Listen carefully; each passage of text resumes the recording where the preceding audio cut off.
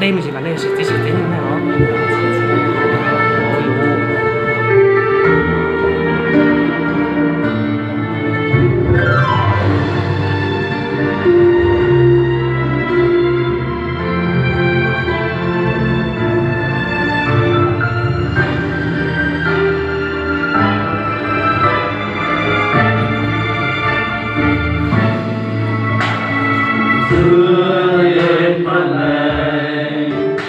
Chờ thế đang em đêm trong giấc mộng, một người chờ say đâu ai có ý, một vị mùa thiên liêng xuống thế gian làm người.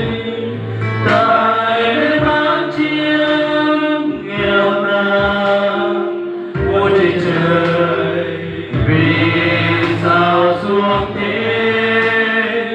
yêu thương dài ngày sinh thân mình để xuống trời.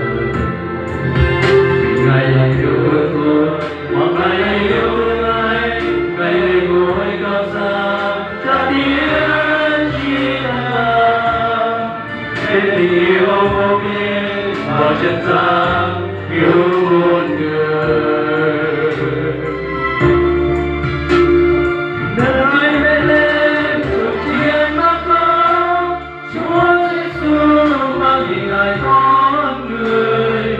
Yêu thương con đầy hy sinh hết, chuộc đời con cái thời gian ngày xưa.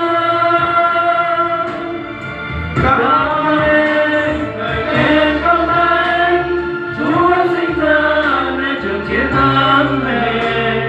Đời bên lẽ của đông đã có Chúa Giêsu xuống thế gian yêu.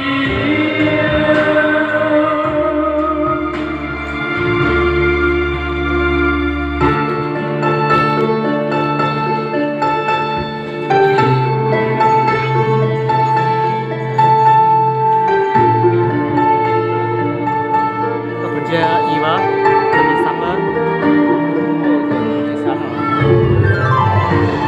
Dia sejauh ini boleh tidak ini lah tu kan buat yang mau pula, mau tau, yang mau pula, dia mah, kata mulia.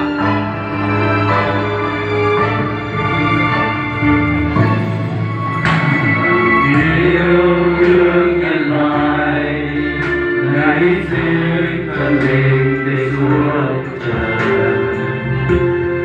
Vì ngày yêu thương tôi và ngày yêu thương anh, ngày ngồi cao xa chẳng biết chi là để tình yêu vô biên vào trên gian yêu một người.